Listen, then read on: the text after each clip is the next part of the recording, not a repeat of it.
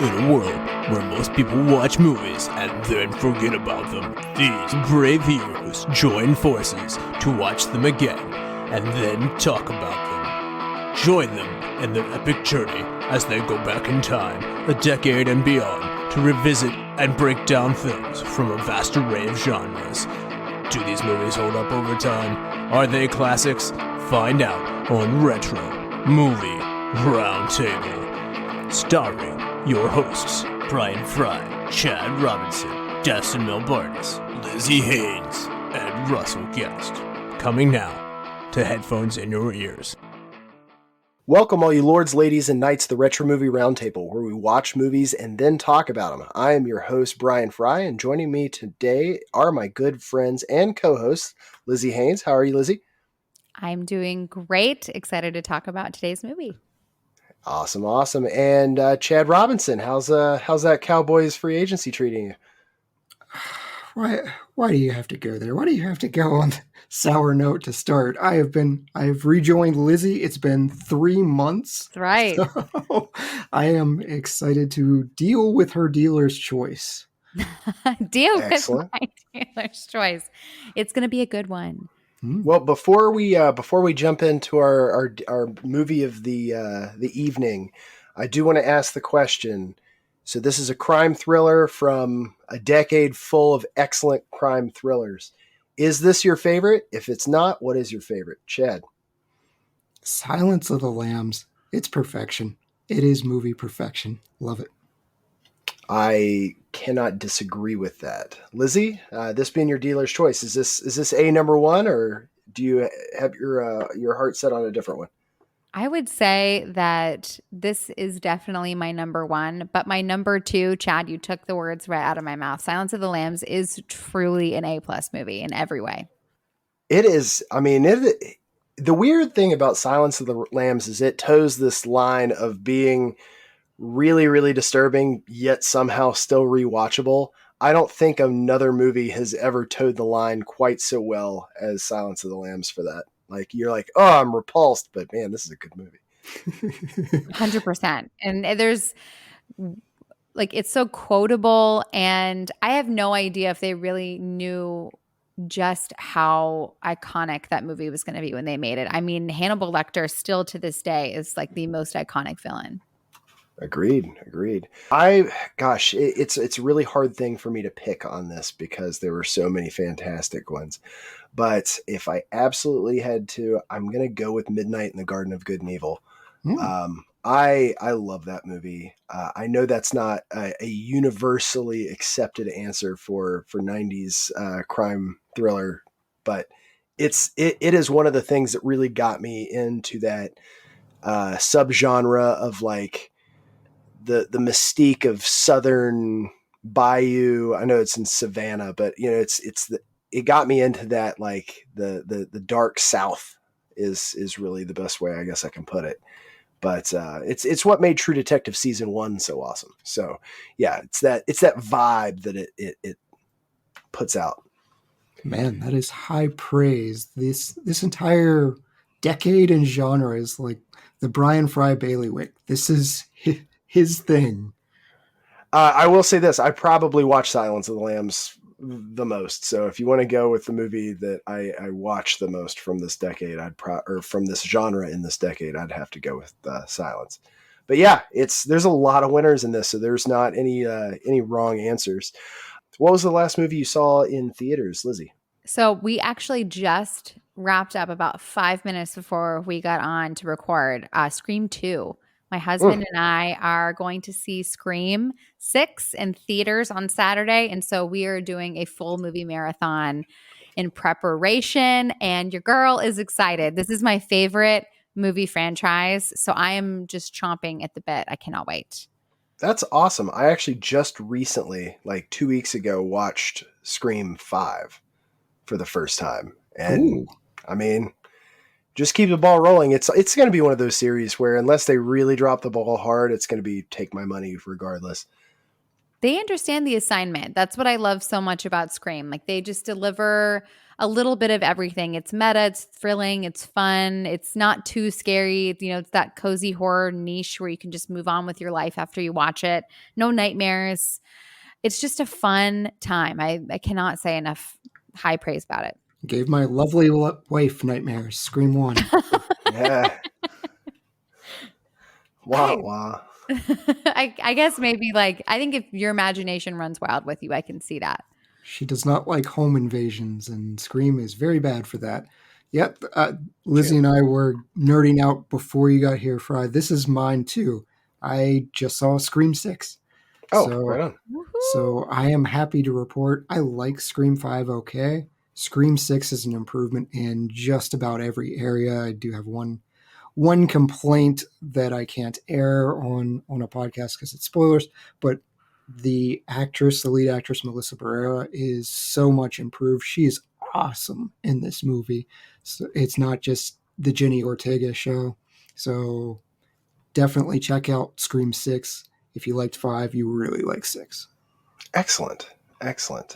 Mine is also a horror movie because I had not watched it since Nam, basically. I rewatched Final Destination. Nice. I still don't drive behind trucks that have logs. I hear you on that. It still, to this day, holds my record for most inappropriate time to laugh in a movie theater done by myself. It's where the one kid gets hit by, or the girlfriend gets hit by the bus. Yeah. I laughed out loud so hard in the theater, and everybody turned around and looked at me like I was a psycho. But it was funny. It is. It's Ali Lauder. She Ali plays Lauder. Clear Ali Rivers. Clear. There you go. Yeah. Clear Rivers. As odd as I remembered. Yep. And so anyway, whenever the girlfriend just goes, if you want to stay here and pick on him for the rest of your life, then you can just drop dead. And it just got me. It still makes me laugh a little bit thinking about it, not just because of the situation. Anywho, so let's talk about our movie for the day. Lizzy, do you want to introduce it, being your pick, or you can introduce it and I can run through the I stats? would love that. All right, go for it. Are going to cover 1997's Kiss the Girls, which is a really, really good crime thriller starring Morgan Freeman, Ashley Judd. All right, I need a final say on this. Carrie Elwes, Elwes, I believe, right? Carrie Elwes. All right. I've been told 6 different ways to say this man's name, and every single time someone tells me, they act like it's God's gospel truth. So, Elwes. I've met him, but I don't remember how he pronounced his own name. So. Stop it. How'd you meet him? He was in a Princess Bride panel, and it was awesome. He was awesome. Chris Sarandon was great. It was also a Scream panel, and Nev Campbell was awesome. Jamie Kennedy ruined Scream 2 for Russell, who had not seen it. Just straight up spoiled it. Excellent. Good. Oh, that stinks. He would. So, it's okay. Russell doesn't mind when you ruin movies for him at all. No. Like, he never talks about you ruining movies. Especially not from Jamie Kennedy. Right. It's also starring Tony Godwin and J.O. Sanders. As before stated, the release year was 1997 with a budget of around $27 million. It grossed $60.5 million, which is, I gotta say, that's a good haul. That's an excellent haul. It placed 30th in the box office, just ahead of The Devil's Advocate, another good crime thriller, and behind Jungle to Jungle, which is tragic. Number one, yeah. I love that movie. Nothing wrong with Tim Allen. Number one movie. Moving on. Number one movie that year was Titanic. So yeah, I mean that's a thing. The IMDb rating is 6.6. Rotten Tomatoes critics meter gave it a 32, which is sad. Hates this movie. Yeah, man, they were brutal on it. Audience score went 62. It got a Satellite Award nod for Best Supporting Actress in a Motion Picture Drama for Ashley Judd. I am curious, Chad, do you think, given the saturation of this genre, did this film deserve more attention? Did it get like basic attention? Like, do you think it deserves more, or it got the right amount, or less? I'm baffled. I saw the IMDb ratings. I did very little research, as we'll get to, with the expectations and background, which came up to be kind of entertaining. But yeah, 32%. I was like, what is Lizzy doing to us? What is she? And I watched the movie. I'm like, I don't get it. I don't see where the complaints are. I'm very surprised at both. I feel like the audience score is low. I feel like it should be in the 70s, and I feel like the critics should at least be in the upper 50s to 60s. I mean, come on. Well, it definitely kicked off a dual adventure for Morgan Freeman as they go on to do a different James Patterson novel with him as Alex Cross again, with 2001's Along Came a Spider. That one definitely set up 7. Yeah, and I think 7 came before it. Did it? Okay, then that's what got him this role. Yeah. Well, and it's one of the things I wanted to talk to you guys about, because you got Morgan Freeman, and he's basically stepping off the airplane of getting a lot of kudos for, let's see, he had Robin Hood, Prince of Thieves, Shawshank Redemption. There's one more I'm blanking on right now, but he basically had 3 fairly heavy hitter roles that got him a lot of attention in the Academy and other awards. Do you think that this is Morgan Freeman's equivalent of taking a step back from the Daniel Day-Lewis roles and having some fun? I think yes, but not in the sense in that it would take any attention or clout away from him as a 100%. A-list actor. I think he took this role because he saw an opportunity to have a lot of fun with it. But I honestly think if I'm asked the question of who is the lead in this movie, for me, it's Alex Cross. I mean, this is a movie about Morgan Freeman that just so happens to weave in the storyline of Ashley Judd. And yes, the two of them are dynamite together, but it is Morgan Freeman that is fun to watch. And Alex Cross, and how he does what he does, and he's a doctor, and he's also a cop, and it's just like this perfect 90s kind of almost noir to it. And the cast is stacked, so I think it's quite possible that if this is a movie that takes away from Cloud of the Academy, that everybody was on board to do it. Sure. Yeah, so he had a run in the, I'd say, mid 90s to the early 2000s, where I would stack his crime thriller accolades next to any other action star. We'll start with 7. There was High Crimes, Kiss the Girls, Chain Reaction, Hard Rain, Along Came a Spider. I mean, that right there, like none of those are bad movies. So I think that he just kind of went, he found himself a niche that he wanted to explore and really did a great job with it. And multiple of those are with Ashley Judd. And then they went on to do, I believe it was Dolphin Tale and Dolphin Tale 2.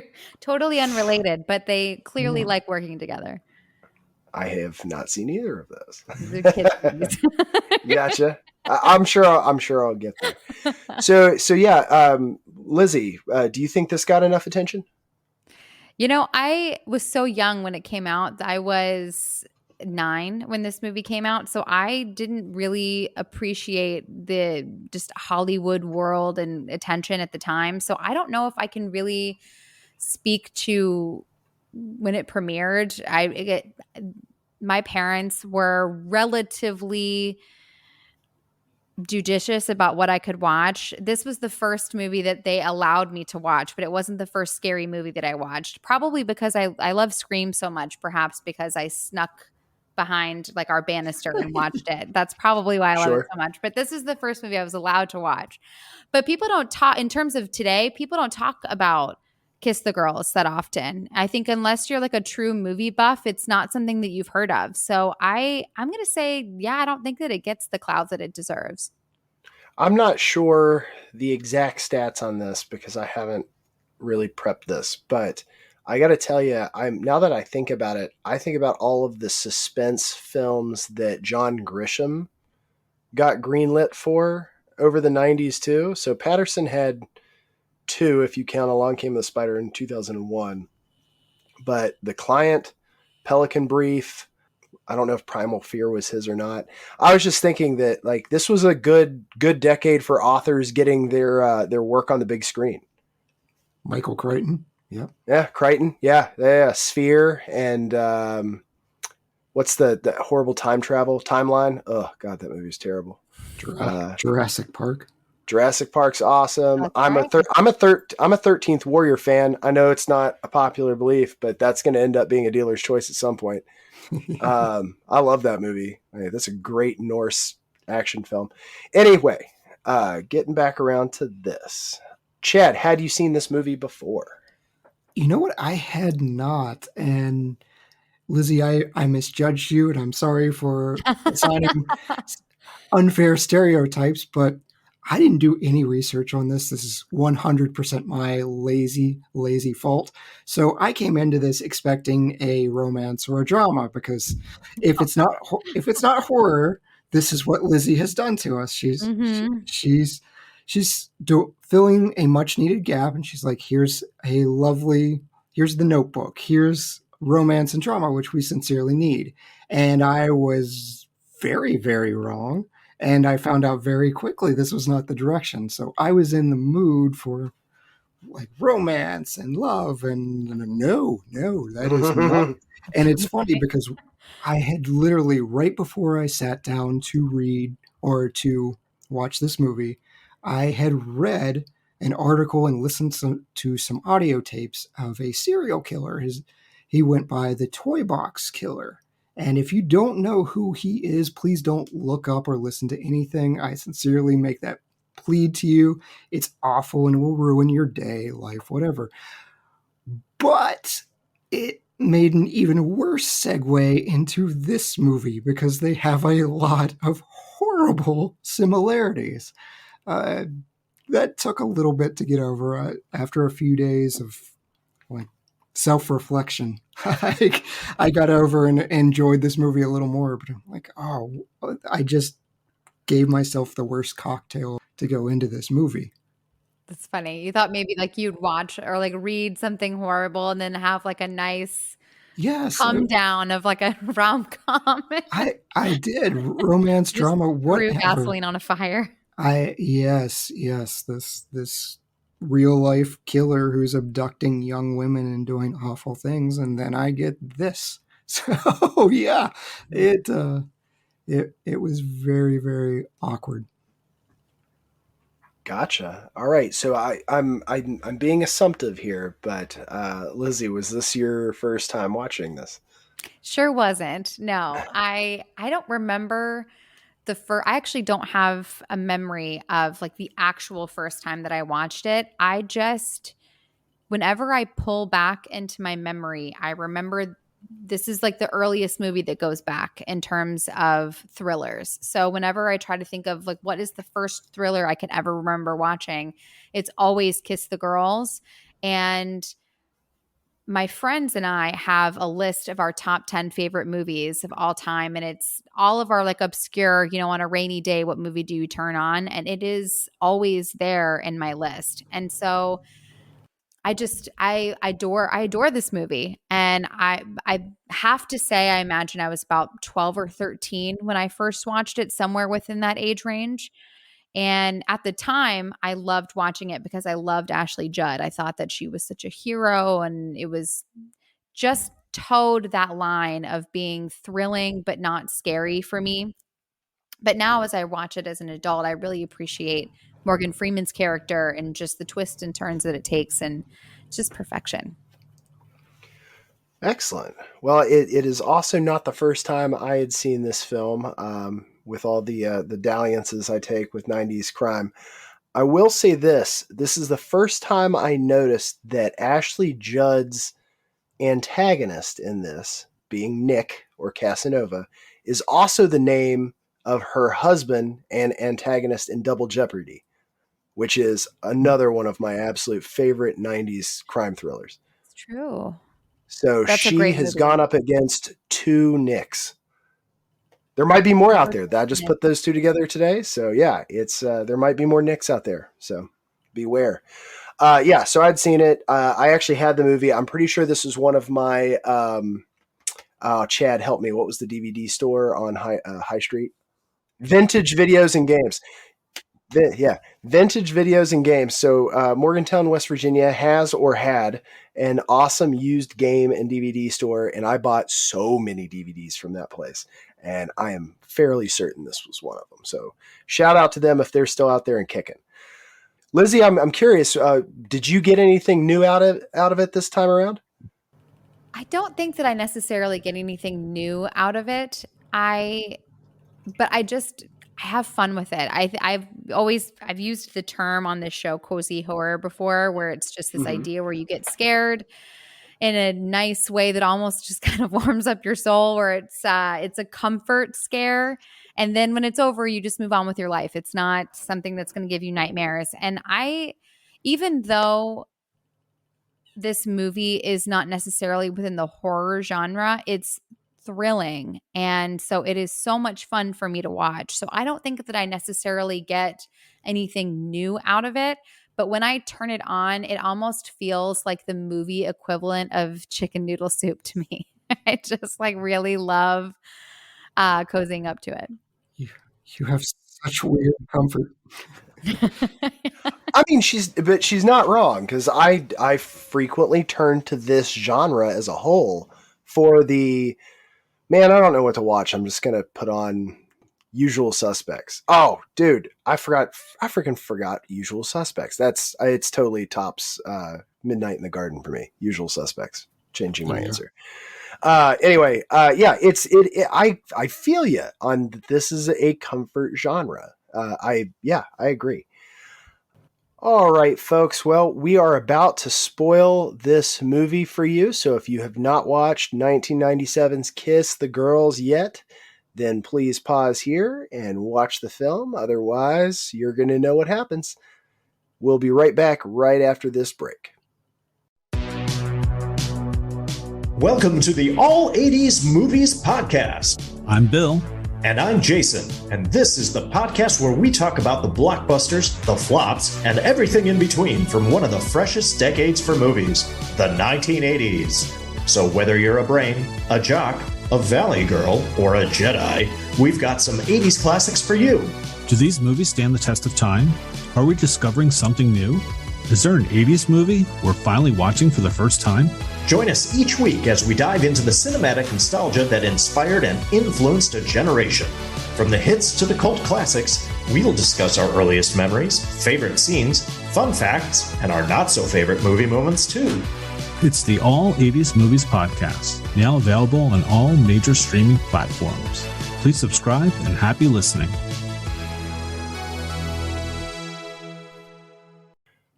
All right, we are back. Once again, we will be ruining the plot of 1997's Kiss the Girls for you guys now. And so pause, take a break, watch the film, or don't. Alex Cross is a forensic psychologist and detective who heads to Durham, North Carolina after his niece Naomi goes missing for 4 days. It turns out that many young women in the area have vanished, and soon after, Alex finds one of the young women dead, naked, and tied to a tree. Kate McTiernan, who's a doctor, is then kidnapped from her home and awakens to a masked man who calls himself Casanova. She's informed that she, along with several other women, are there to learn what love is. Disinterested, Alex manages to escape and helps Alex with his investigation. That leads to L.A., where Dr. William Rudolph is discovered via his massive orders of the drug Sistol, used as kind of a date rape and amnesiac drug. Turns out Rudolph was a copycat, and the real Casanova escapes during a showdown in their evil lair. The other captured girls, including Naomi, are freed, and Kate relaxes in her home, but soon discovers one of the detectives on the case, Nick Ruskin, is the real Casanova, and he attacks her. Alex figures out it's Nick by analyzing signatures and saves Kate at the last second by shooting Nick through a carton to avoid setting off an explosion from a leaking gas line. Got milk? So, quick question. Do we buy that the milk would save the day there? 2013 Mythbusters proved that it's nearly impossible to set off a leaking gas line via a muzzle explosion. So, yes, I buy the milk, but no, it was not necessary. Interesting. I did not know about the Mythbusters tidbit. Well done. Well done. I love Mythbusters, but you know what? I don't expect Alex to know in that situation, so he took precaution. Yeah, better safe than sorry. So, yeah, it wasn't needed, but it was a great move. It was a great move. He may not be up with, well, Mythbusters was 2013, so it was too late to help Alex in the situation. He said, you know what? I'm not risking it. He was on it. He was on it. It was excellent. He is a marksman, like right in the head, right between the eyes. Right. Another interesting thing that I kind of took from this film that I didn't recognize it right away. I had turned the corner and I was doing something away from the television screen when Seth, Naomi's boyfriend in the movie, I believe his Richard Jones, I think is who plays him. Mm-hmm. If you're not watching the screen, that guy sounds just like Denzel Washington. Oh, I could see that when he talks about how she used to play her violin there. I can see that because his voice has a really unique cadence to it that does sound like his. Right. I was around the corner and I was like, wait, is Denzel in this? And I came around, I was like, oh my God, that guy sounds just like him. That's wild.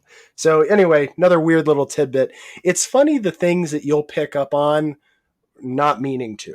And I felt like this one had a variety of those for me. How did you feel about the plot unwind on this? And is this a what's the over under on twists for you, Lizzy?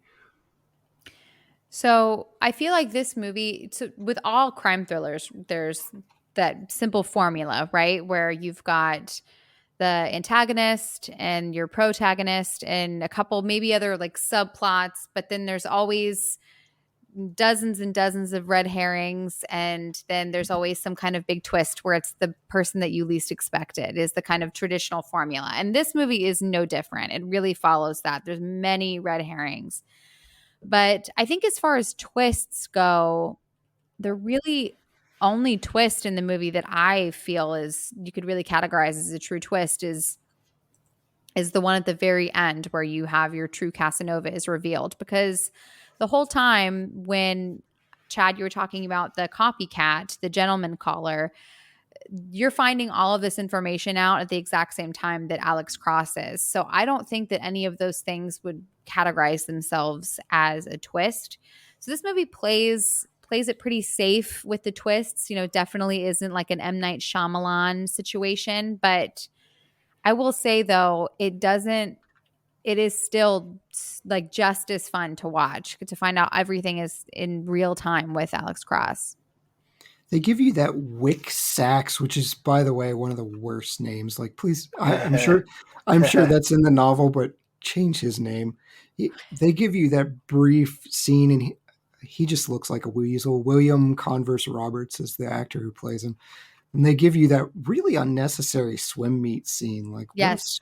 What a strange scene where he's just the old man beating college men's swimming team. I didn't even know that was the thing. Yeah. Right? Yeah, it's his varsity. And he just shows up and he's just nasty. And then I'm like, okay, this guy's involved somehow. And it still seems like he's getting pictures. So he's on the 1997 dark web, which was all of 6 websites or whatever. But he's creepy and definitely should be Me Too, talking about turning up the AC through their blouses and stuff. But yeah, he was the standout red herring where I looked and I'm just like, you are far too evil and irrelevant to this plot to be that deeply involved. He did come back and he's like, he tries to get punched and ask about Naomi's pictures, which does tell me he's somehow getting some of this information. Right. He's definitely a predator. We'll just say that he's a predator. Yeah. In a movie full of predators. I mean, there's a lot of predators in this movie. Yeah. So that dude, when he's like, I've had sex with hundreds of women, that is not the word he said, by the way, but I look at Yeah, that. it's gross. I Super look gross. at that and I'm like, but why, women? But why? You could be more discerning there. Like, this dude's a weasel from the get-go. He's probably married and has a lovely family, and I'm just slandering this man. Nothing attractive about him, especially, I mean, can you imagine? I couldn't, like, his whole, like, little, you know, to quote 50 Shades of Grey, his, like, red room of pain, if you will. It's just cut and run. But he had the bondage room. No. The hidden bondage room. That's always that's a red flag right there. Right? Yes. Yeah. But they have him. They have Sykes, who is on the detective team. And then I would say those are probably the two big red herrings. And then, you know, you have your gentleman caller, which you know all about him, but you know that there's somehow more that meets the eye. So yeah, I mean, they really try to fool you. And then there's the, you know, the boyfriend. I remember the first time seeing it being like, what if it's the boyfriend? You don't suspect, but, you know, back to Scream, it could always be the boyfriend. You always have to take another look at the boyfriend. You always suspect the boyfriend, yes. Right. Yeah. I will, I'll give a fair warning here that there's some book, James Patterson book spoilers in what I'm about to say. I read a bunch of the old Alex Cross, James Patterson novels a while back. So I kept looking at Kyle Craig the entire time as the killer, because in the books, he actually does end up being a bad guy further into the Alex Cross series. So I knew the twist at the end was that the killer is a cop, but in my head, I was putting it all on Kyle Craig this time around. So I was actually surprised when it was Carrie Ellis, because I was like, oh wait, I forgot. Like, but this guy still is a bad guy. Like, Right. Yeah. I was literally waiting for it to be the FBI director, and it ends up being, you know, the police detective. And I'm like, but you're still, I remember you're still a bad guy. So that was the twist that undid it for me this watch around, because I had forgotten that this wasn't the coming out party for J.O. Sanders, Kyle Craig, as the mastermind, I believe is what he was called in the books. The mastermind. I feel like at least 60+% of the time, whenever you're talking about a crime thriller, the bad guy is always a cop. Like, I would say not always, but 60% of the time. I mean, they're very well placed to know how to do things more correctly, I should say. So yeah, let's talk about this cast for a minute. It's deep. This is a super deep cast. So you got Morgan Freeman, Ashley Judd, Carrie Ellis, Alex MacArthur, Tony Godwin, J.O. Sanders, Bill Nunn, Brian Cox. I don't want to ruin one of my superlatives, so I'm going to leave one name off of this list that blew my mind because I didn't realize who it was at the time. But yeah, basically, Brian Cox has like 3 lines in this whole film, but still, you know, Brian Cox is in it. So this movie's got tons of depth. Chad, what do you think about this cast? Yeah, reading the cast list going in, I was blown away. Like, wow, all these people are in it. I got excited for it. Again, I was expecting maybe a Carrie Ellis, Ashley Judd romance. That is... I watched that. Yeah, I mean, he was trying to teach her about love, I suppose. I sort of got that. But what is love? Yeah, I got very excited. Bill Nunn's someone that just pops up in various things. Yeah, I feel like he's always cop adjacent. Yes. And he's just someone like Reginald VelJohnson. It's like, all right, you're gonna play a cop, and I'm gonna love it. I'm gonna love your presence. I wanted more of him. And Tony Goldwyn, my goodness, that he's such a creep with Willis Rudolph. Yes. Just masterful. His voice is unbelievable. It's like pure melted butter. I love his voice. And he did the voice of Casanova. It was not Carrie Ellis. I actually thought for the longest time, I don't know what his name is, but Tony Goldwyn has a really similar voice to the antagonist in The Mask, like in Jim Carrey's The Mask, you know, Oh my Cameron goodness. Diaz's boyfriend. He has that kind of same deep, kind of almost like it's like a purr quality to his voice where it's just very inviting. And for the longest time, I thought that was the voice of Casanova. But then later, you know, you just realize that Tony Goldwyn's just kind of talking to himself. And he's another one. So I don't know if it's fair to say that Ashley Judd is in a bunch of Tony's movies or that Tony is just in a bunch of Ashley Judd movies, but they've shared the screen a lot also. They played Triss's parents. Like the two of them played Triss's parents in Divergent. Yeah. So you got Kiss the Girls, Someone Like You. But yeah, I feel like there are squads of, you know, action thriller folks, and they just sort of all marinated in the same colander in the 90s and 2000s and whatnot. So these folks all see a lot of each other throughout the years. Lizzy, anything to add on casting for this film? I just think Ashley Judd is just absolutely brilliant. I adore her, and I think she was truly, whenever I thought about 90s crime thrillers, that was for a very long time, that would be my answer when asked my favorite movie genre.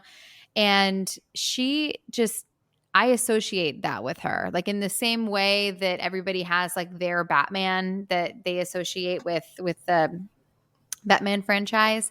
I always associate Ashley Judd with just the 90s crime thrillers. You know, you've got Double Jeopardy, and I can't even like go down the list in my mind of what all of the different ones that she's in. I love them so much. And I think she plays the role so brilliantly because she has this really lovely innocence about her while still maintaining a tenacity that's really required of the role. And she's perfect.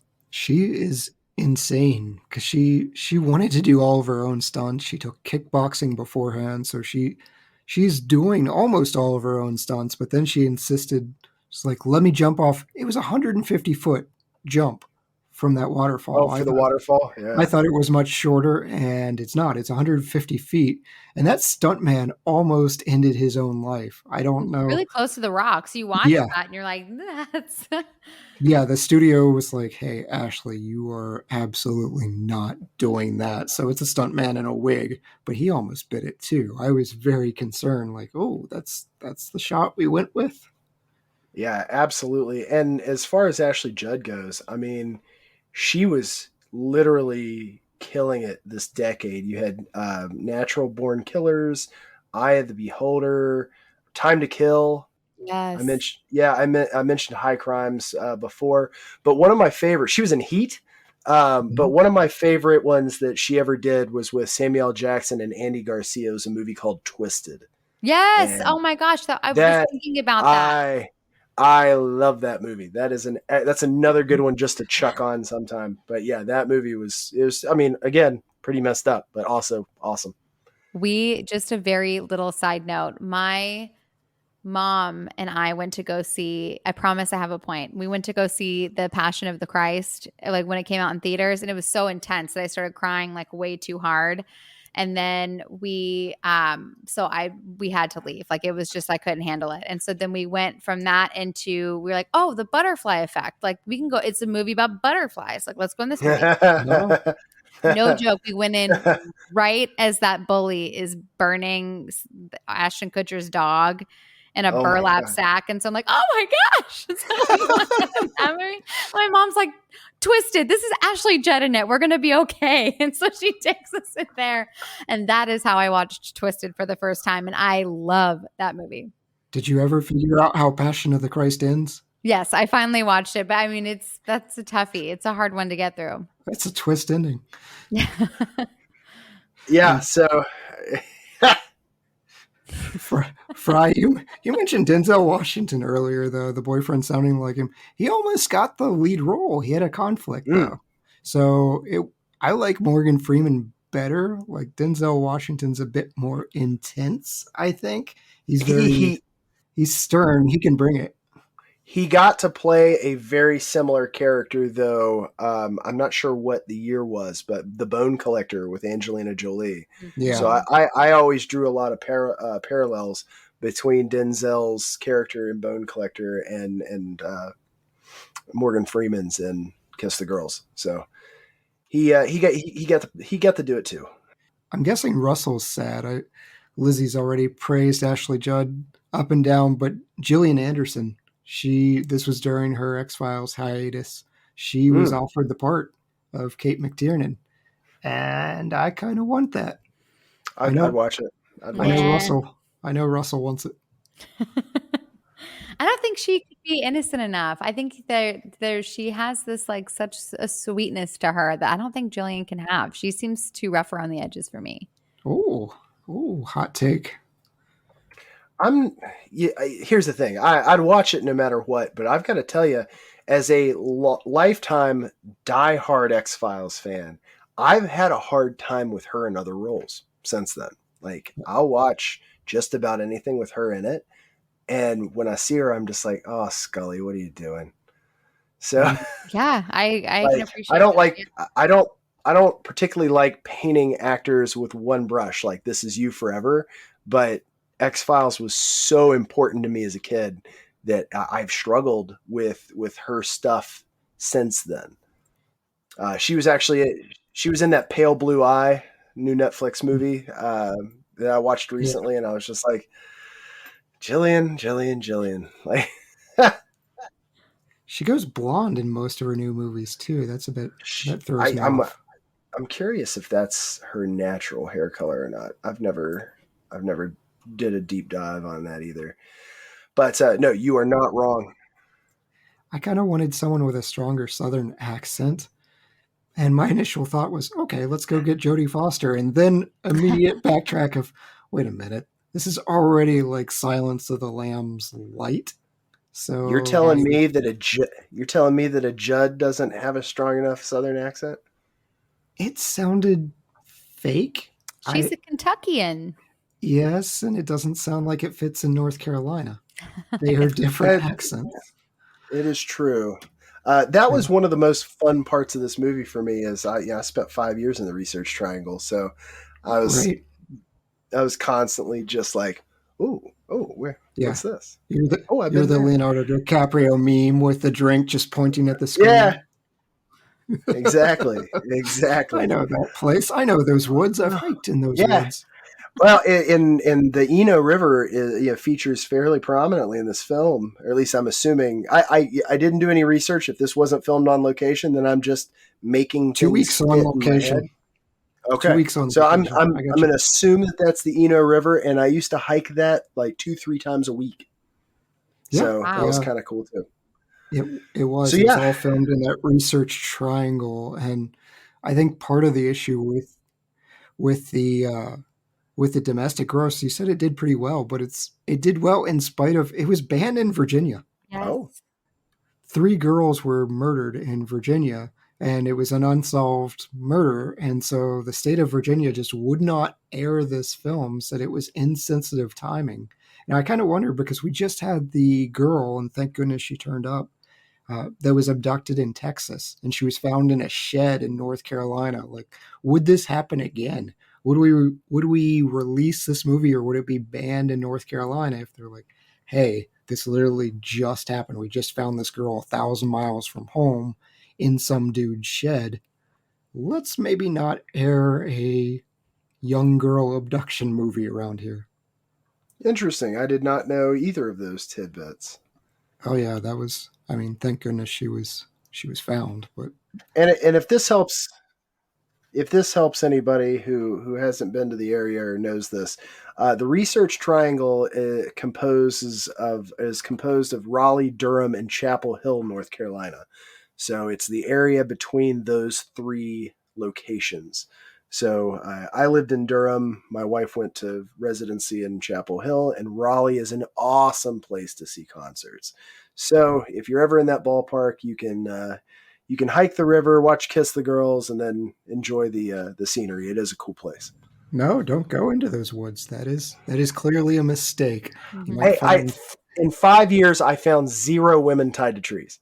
That's I had a very clean record while I lived there of 0 girls tied to trees. that seems low. I mean, that seems very low. This strategy was weird. I guess I kind of get the fetish, but he's like, I only abduct strong-willed, defiant women. I'm like, that seems like a poor strategy and one that is bound to backfire. And he picks a doctor he's aware of the kickboxing because he says, don't try any of that kickboxing stuff. Mm-hmm.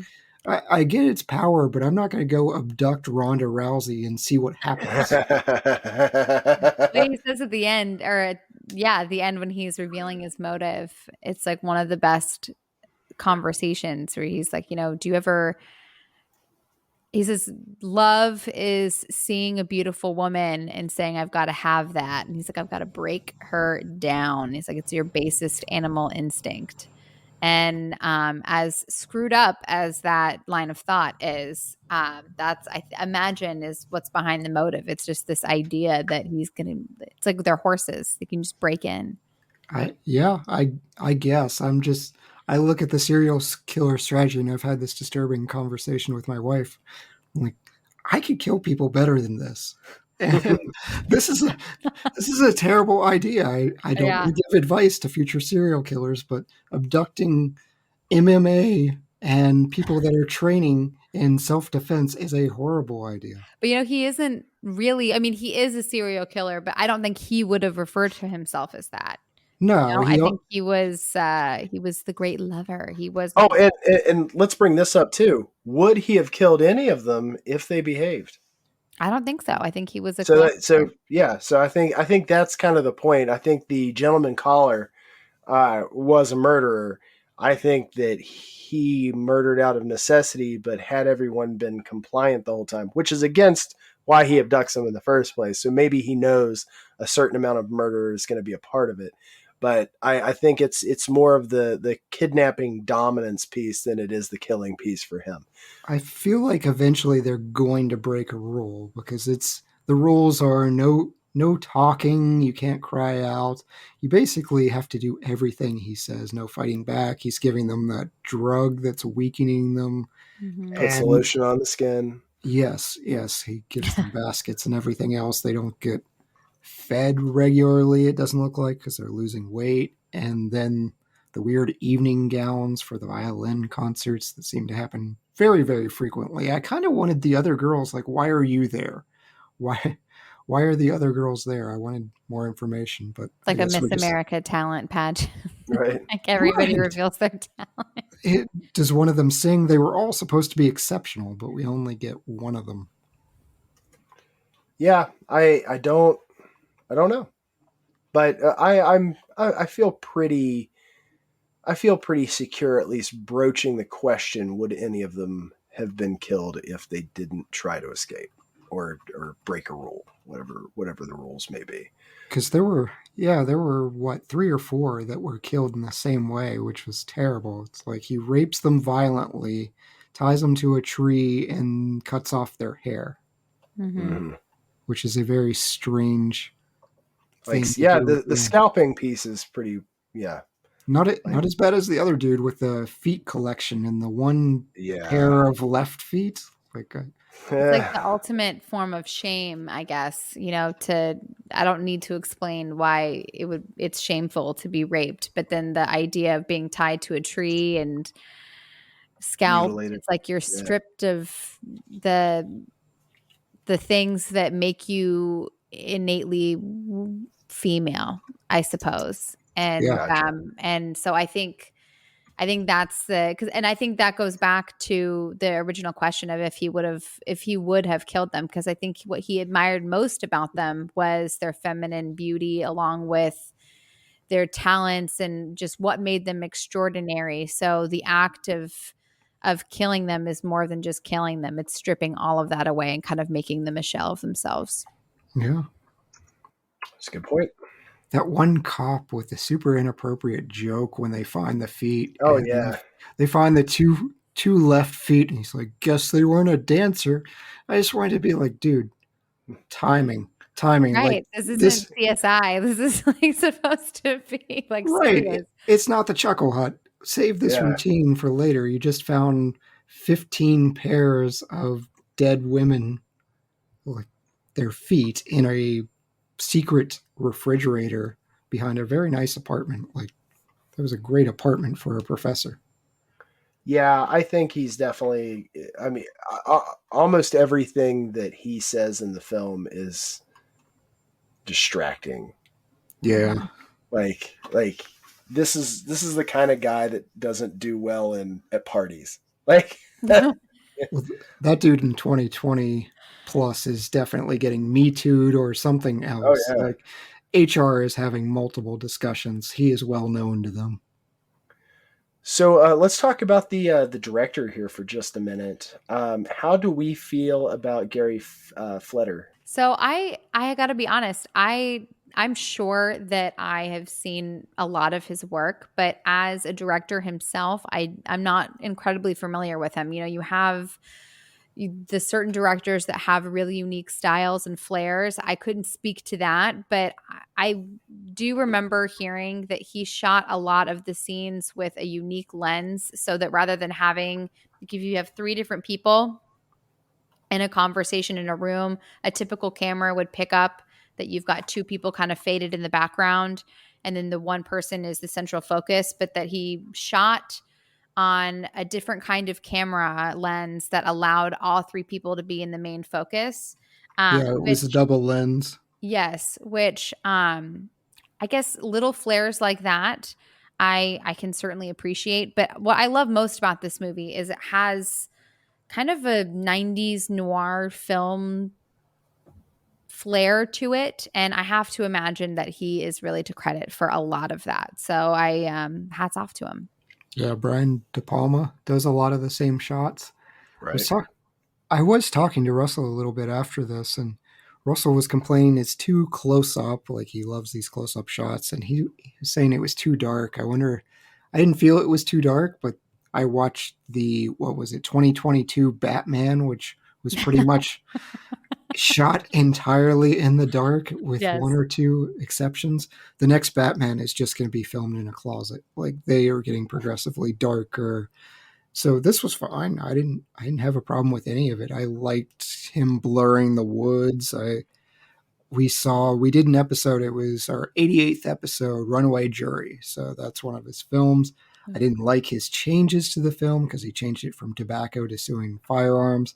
I think that's a much less convincing argument than suing tobacco.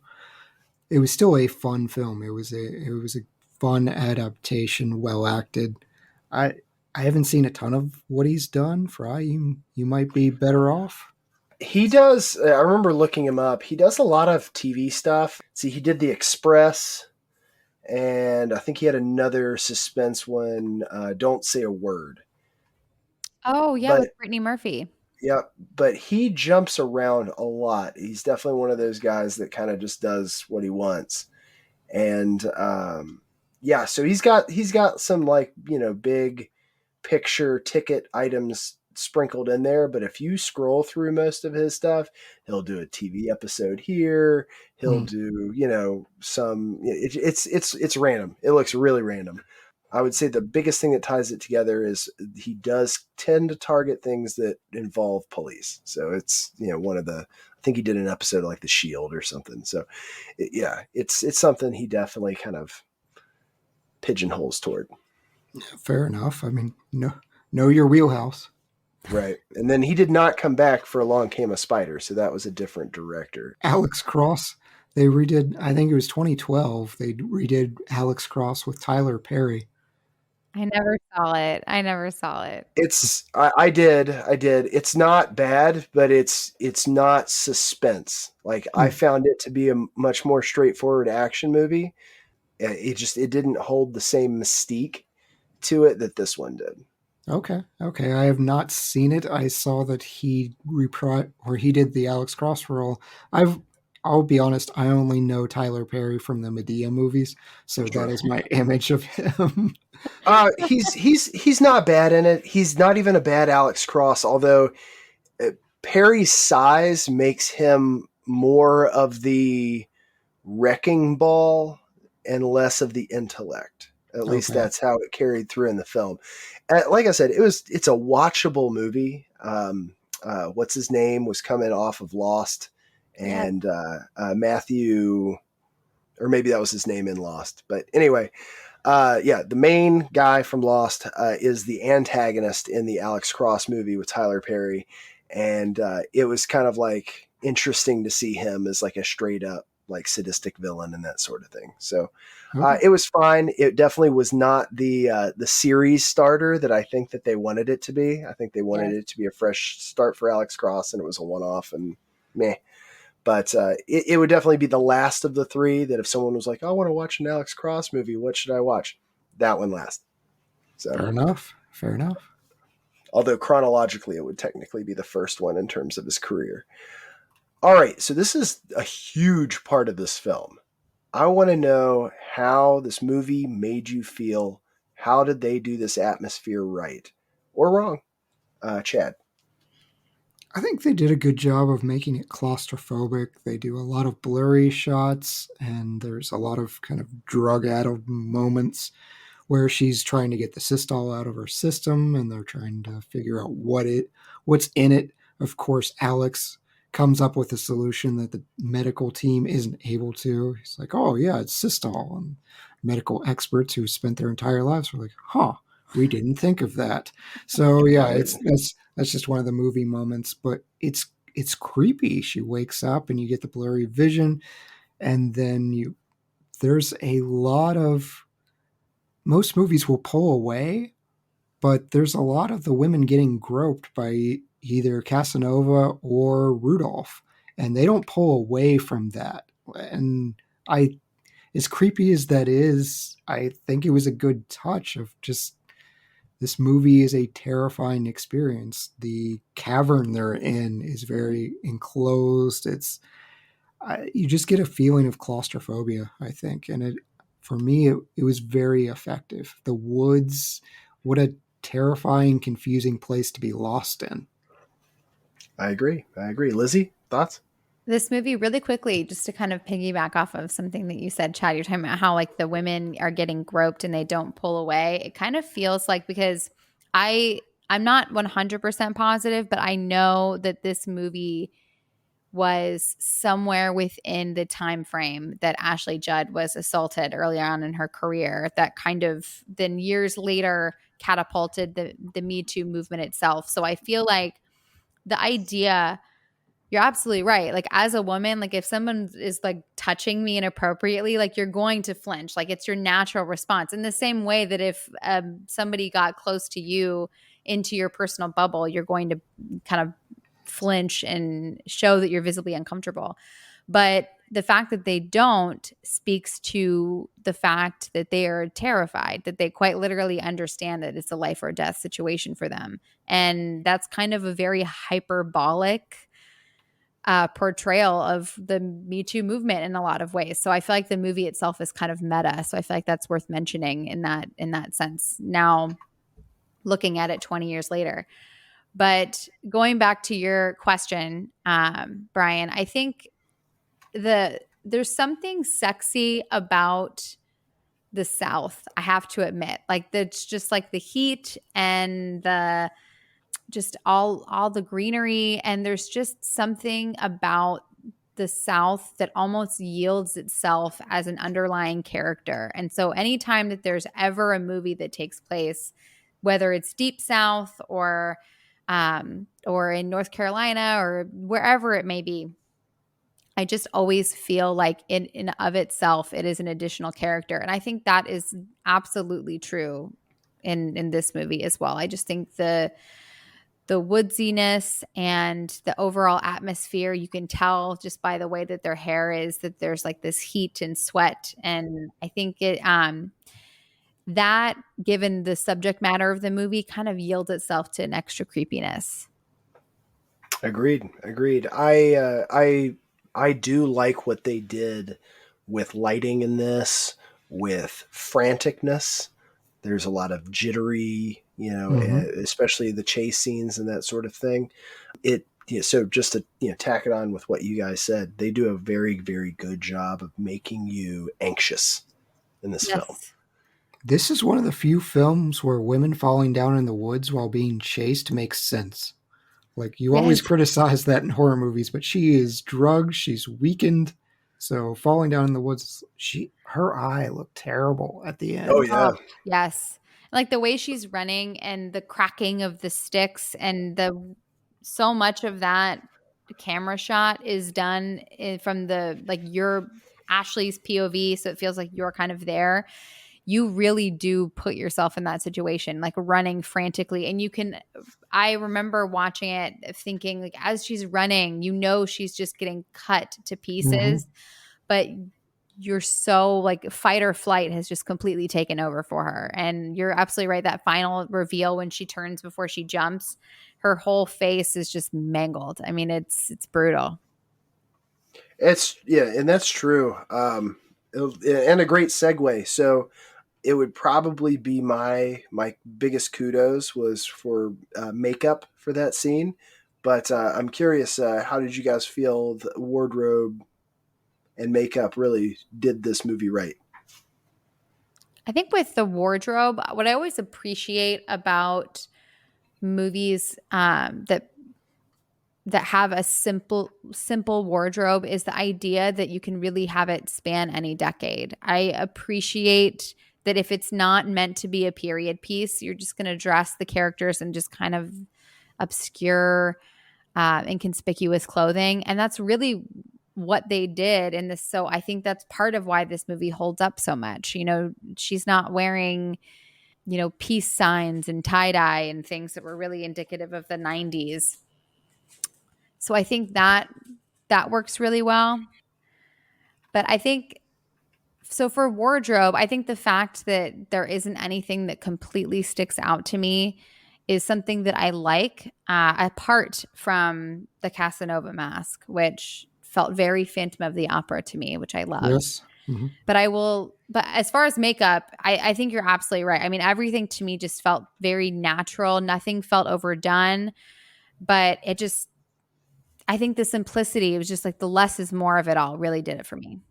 I'll be the creep and say, whenever Casanova says, I'm going to provide a wardrobe for you for every occasion, and then they just show up in the black dresses and it's twice, we go back to the violin. I kind of wanted different occasions, I wanted different women showing off their talent. We torment Naomi, but they're all just in those black evening gowns for that occasion. So I was disappointed in the costumes there and the wardrobes. But everything else, yeah, I agree. You don't need someone wearing something ridiculous. It's mostly timeless. Russell's far more sensitive to these things than I am.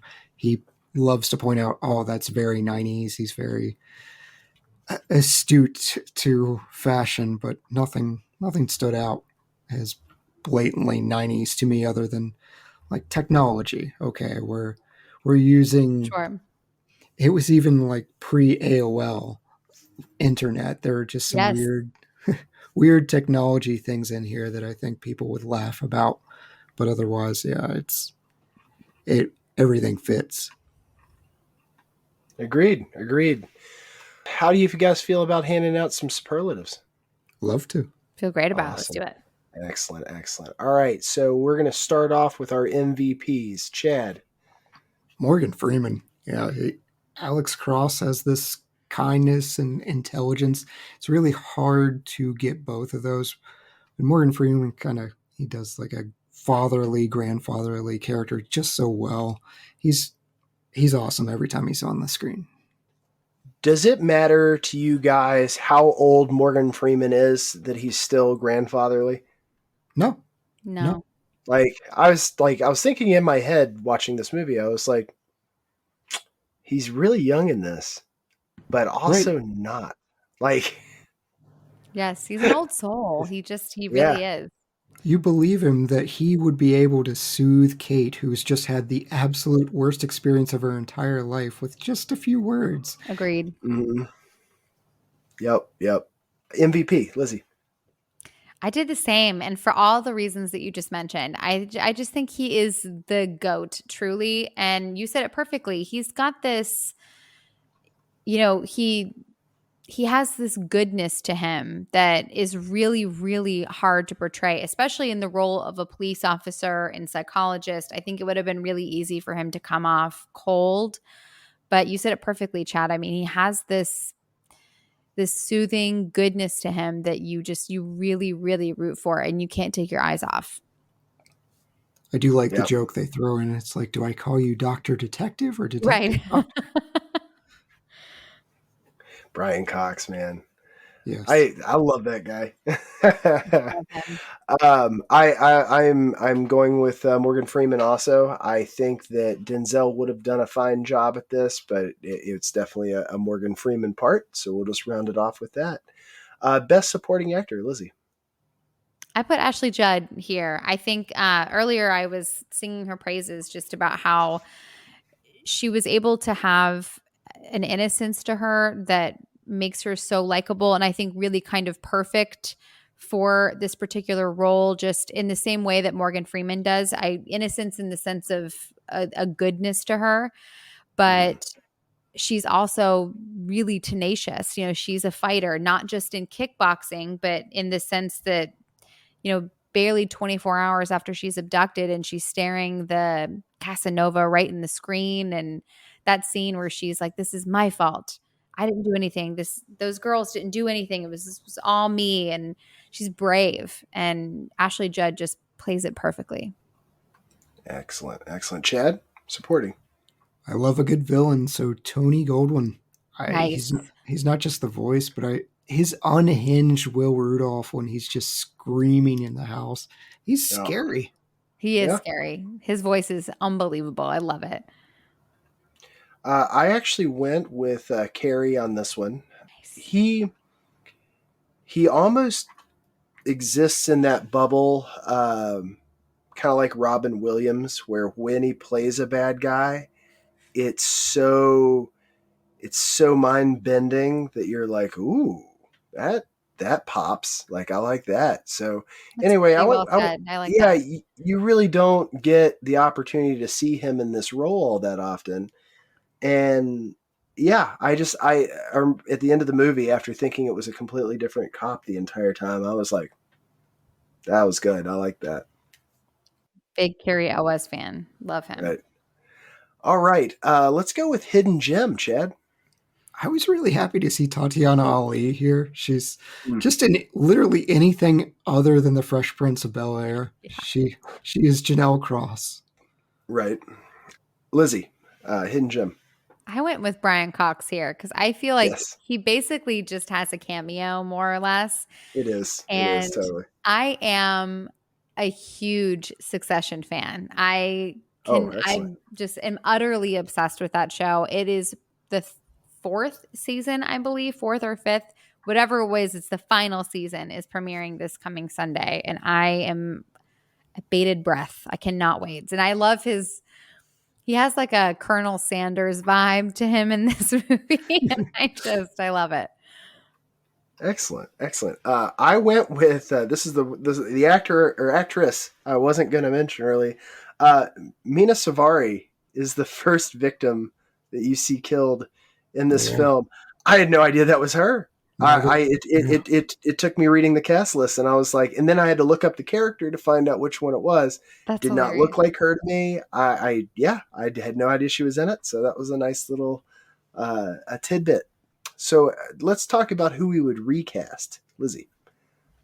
So recast, I put Alex MacArthur. He plays Sykes, so he's one of the police officers. Mr. Awkward. Yes, I feel like they wanted him to be red herring. There's that scene right at the end when they think that it's all over and you've caught him, and Sykes is driving away and kind of gives Alex this dirty look to make you think, is it over? Is it not over? And I think they really want you to think that it's going to be Sykes at the door when towards the end of the movie when Ashley opens it.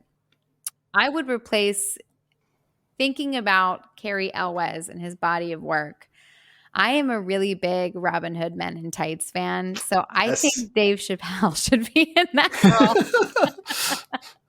I think he would do a really good job because he's been in some serious roles before. I think he Right. has acting chops, and it's just such a tiny little role. There's hardly any speaking parts.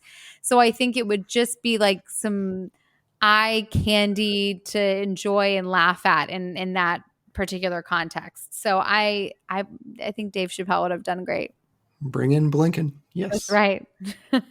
Now, Robin, this ain't exactly the Mississippi. Yeah. I'm on the East Bank. I'm on the West Bank. Yeah. I'm Hey, on the North worked in Side. Blazing I'm on the Saddles. South Side. Yeah. I love it. Excellent. Excellent. Chad, who are you recasting? I feel so bad because I'm going after two people, and both of whom you've praised over and over. Ashley Judd won awards. I thought she was dreadful. Oh my gosh. I didn't like her at all. Why? I didn't Chad's find getting after it.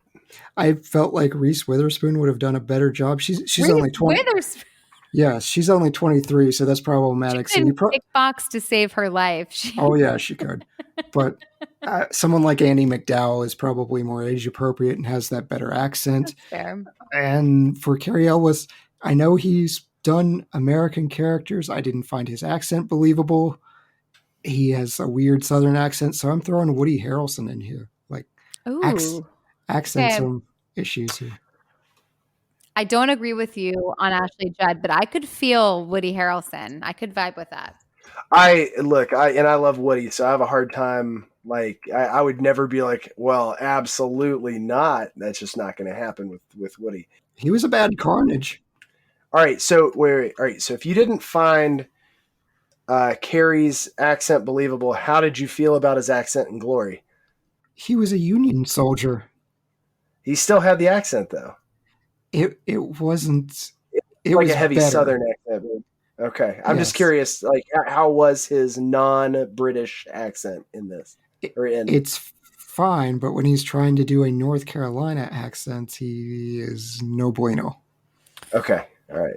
He was just recently in a Christmas movie, Christmas in a Castle with Brooke Shields. It's like a Netflix Lifetime movie. He has like the most ridiculous Scottish accent. Nice. He did a Southern accent in Twister. He shouldn't. Cary Elwes? Yeah, remember he's like the rival group leader trying to get the thing to fly. I don't. The last time I saw Twister was 1997. Oh my gosh! Or He goes. Oh, I get it. You're trying to take credit for my design. I kind of am here for his Southern accent. I think it's cute. I'm here. Yeah, I think I'm right. Cary Elwes. Anything. He's one of those actors for me. Anything that he is in, I'm gonna see just because I enjoy his personality, and I think, love it or hate it, I love just watching him. Oh yeah. So for my recast, I went after J.O. Sanders, who plays FBI agent Craig. And just because it makes me happy, I'm replacing him with Bruce Campbell. I don't have any real reason to do that, but I mean, I could see Bruce Campbell play a FBI agent that is not in the movie all that much, but you're like, what's up, man? So yeah, I like that. Just because it makes me happy, I'm replacing him with Bruce Campbell. But now you've replaced the director with Sam Raimi. That's probably they come as a pair. I would still watch it. I would still watch the movie. It'd be kind of interesting. I'd be here for it. I mean, her eyeball would be a lot more gory. It sure popped out and hanging off her cheek. Right. She has an eye patch the rest of the film. Yeah. All right. Best shot, Chad. I mean, it's got to be the headshot through the milk carton, right? Like, I mean, that's the yeah.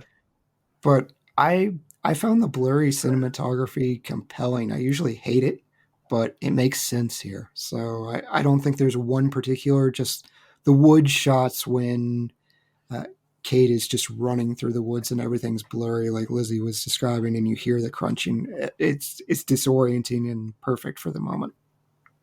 Absolutely. Lizzy. I put something similar. I put the shot when it's a stunt double, but when the stunt double jumps into the river because I love the blurry shot, but she's like, kind of doing this like windmill motion with her arms. But what I really love about it is that there's no music and all you can hear is her breathing. She makes this like kind of sound that she's like actively trying to prepare herself for this gigantic blast she's going to face in the water. And the anxiousness that I get during that scene, not only because it's so close to the rocks, but because I think we've all been in a situation, I imagine. Like I don't know if you guys have ever been in a situation like this, but I've been in a car accident before where you have like 2 or 3 seconds where you know it's coming and you just have to take a breath to brace yourself for the impact you know is about to come. And that is what that scene reminds me of. So it was shot so perfectly that it just gives you that spike of anxiety. I gotcha. Absolutely. I went with the various scenery shots. I really enjoyed trying to figure out where I'd been in this one. It got to a point where they did so many pan ins from like I'm gonna say drone level, but from it's up above down, and I got to look forward to them. Like that was just kind of a fun thing. Best scene, Lizzy. For me, the best scene is the whole sequence at the end when Nick comes over to the house and they're cooking together. And now you know that it's Nick, that Nick is the killer. Morgan Freeman is about to, Alex is about to find out, but Kate doesn't quite yet. And there's that, she's like, can you hand me the big kitchen knife? And you're just, which is a totally normal way of saying that. Yes, right. Yeah. And she's like, oh, can you hand me you're going to need a colander for that. It's right over here. And he knows exactly where everything is in her kitchen. And they're having a conversation about, all the different safety precautions that she could take. And he starts talking to her about her trash and just that entire sequence for me, even though I have seen it a million times, I'm always on the edge of my seat thinking that somehow it's going to play out differently. It's just brilliantly done, like perfect 90s thriller scene. Did you feel like Dave Chappelle at the end with the skit with Wayne Brady when she's just in a corner, he's handcuffed, he can't go anywhere, and instead of run, you know what, she's making a tourniquet for her arm. I'm like, you're leaning against a doorpost, just right, get out. Oh man. Chad. I love a bad guy rule scene. So the initial rule scene with Casanova and Kate, it's terrifying. She's disoriented. You just hear this voice and just this blur. And it's a straight up real life true crime scenario. So that all makes it far more frightening. Yeah. Gotcha. All right. My favorite scene. I'm actually with Lizzy on this one. The dialogue between Nick and Ashley Judd, and even once Morgan Freeman gets there, I feel like everything in that sequence has an essential part to understanding everything you had just watched. And yeah, it's definitely my favorite. Do you guys have a best wardrobe or makeup moment, Chad? I do. I like killer masks. So Casanova's mask, he has a couple of them, are really fantastic. They're never truly in focus. Lizzy nailed it with Phantom of the Opera, but I think some of them, it's almost like a softer version of Michael Myers too. So I like everything that they're invoking. They're just creepy enough. Mm-hmm. Gotcha. Lizzy. I put Ashley Judd's hair.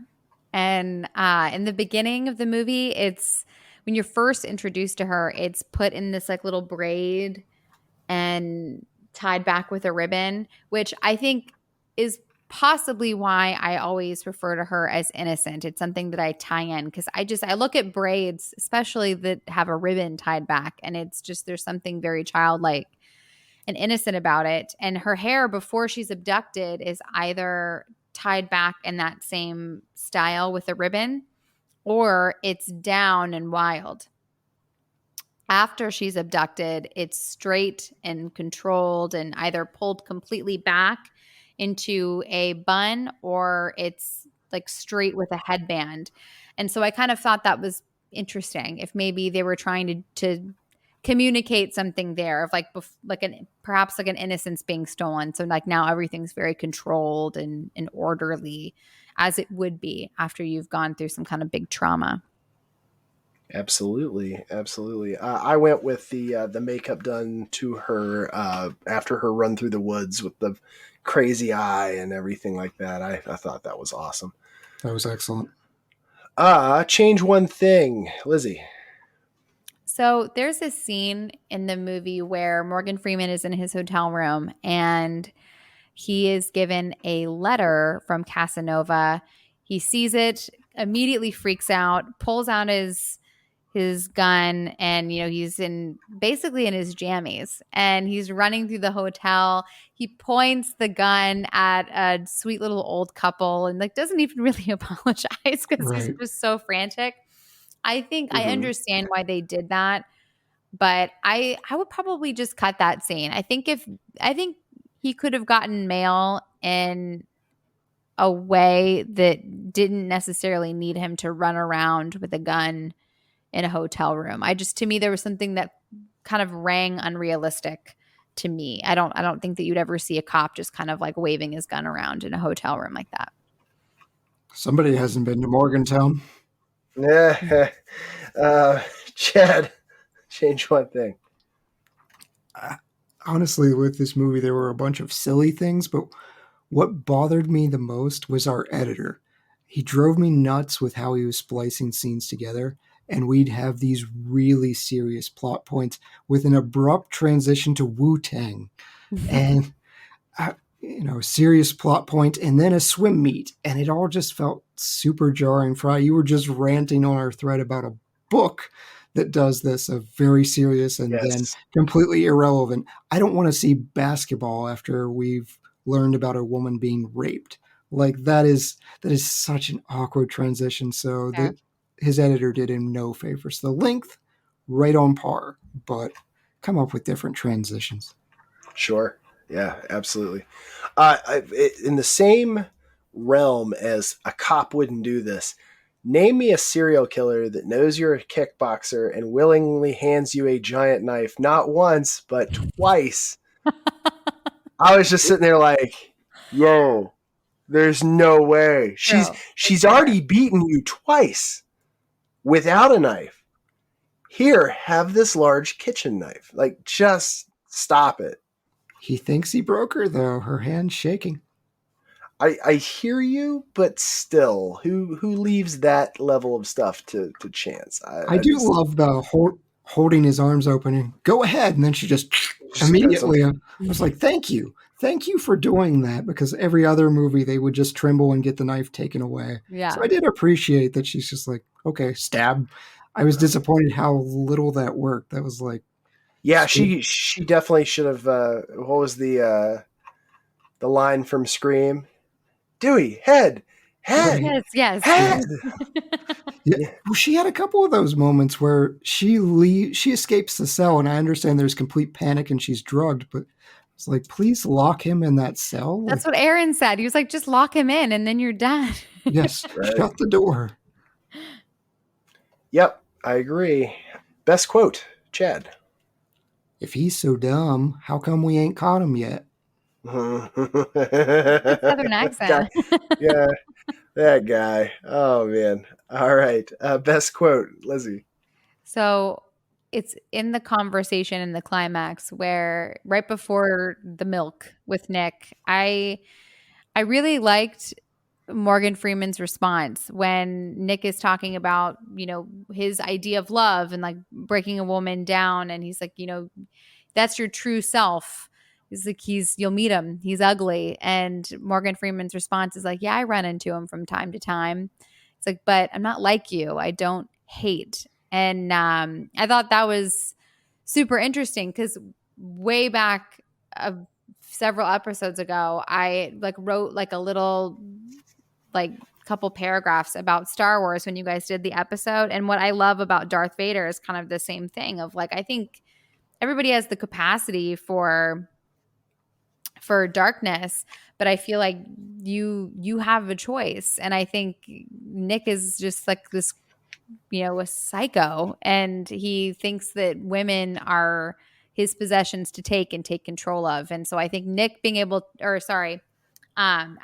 able to acknowledge, like, yeah, of course I have like animalistic desires and needs, but I would never take those needs and then turn it into something that's so dark and horrific and just evil in the way that you have. And so I thought that was kind of interesting how he was able to throw that back at him. Yeah, absolutely. I liked it when Casanova is talking over top of his prodigy or cohort. It's just kind of this ethereal voice talking, and it just says, face it, Will, I'm your mentor and you're the bad seed. Like that lordly, just like disembodied voice speaking out was awesome. All right, so let's do some ratings. Lizzy, on a scale of 0 to 5, 5 being the best, 0 being the absolute worst, what are you giving Kiss the Girls? I give it a 5-star movie. I think this movie understands the assignment. It is thrilling. It's fun. The cast is stacked. It has rewatchability, which is really huge for me when I think about ratings. And as far as particular movies for this genre, I just think it hits it out of the park.